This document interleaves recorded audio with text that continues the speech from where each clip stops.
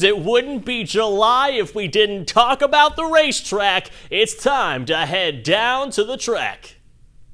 Down here in the pits with Jimmy McCune. Jimmy, first of all, the only man as of 2017 to win both portions of the fastest short track show in the world. So what does that do for your racing legacy? Oh, heck, man, I don't know. It is probably one of the coolest things that's happened to me, especially here, because it took us a long time to actually win a race here.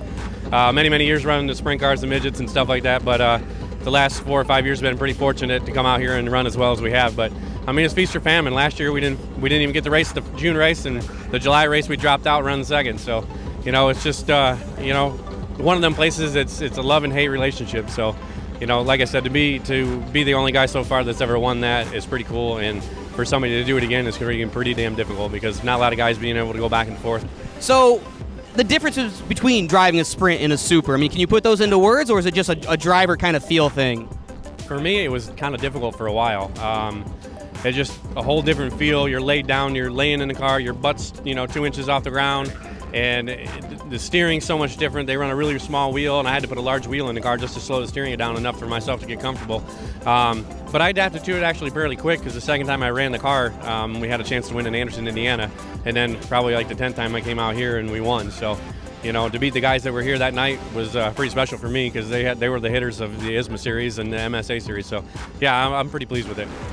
About Toledo Speedway, a lot of guys, they can't handle the speed. What is it about really the tricks of running this track and being able, especially in open wheel racing, because it's a whole different dynamic than with fenders?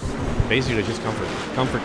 I work extremely hard on, seats and head and neck restraints. I mean, everything that you can do to make yourself more comfortable and tight and confined in that car, so your body parts aren't moving around. We got knee guards. It's all about comfort. The more comfortable you are in something, the better you're going to be at it. So, I mean, especially when you're going the speeds that we are. Your season so far this year doing pretty well. Got a couple wins already. So, just kind of walk us through that. You racing down south a little bit. Yeah, we went down to Anderson, South Carolina, and Hickory, North Carolina, and we won both of those back-to-back again, the same as we did last year. So that was pretty cool. I mean, I didn't expect anything. We wanted to go down and at least win one of them, and then to walk out of there, winning both races was pretty cool. Northeast Ohio, there's a bigger pocket for supers and sprints. Toledo, not a lot of teams are based out of Toledo. So is that just a economics thing, do you think, or is it just maybe just kind of parts, just that's the way racing kind of breaks down? Yeah, I mean, it's par for the course. I mean, we got a lot of dirt sprint cars in this area. So, I mean, we've got a lot of sprint car and a lot of racing in this area, but the asphalt series is just, it's kind of shrinking, but we're hoping to bring it back and get more cars, and, we're doing our part. We brought 2 cars out tonight to try to support it and get this thing going back to where it was, 5, 6, 8 years ago, when we showed up here and we had 25 or 28 cars. So anything we can do to make this better, we're trying.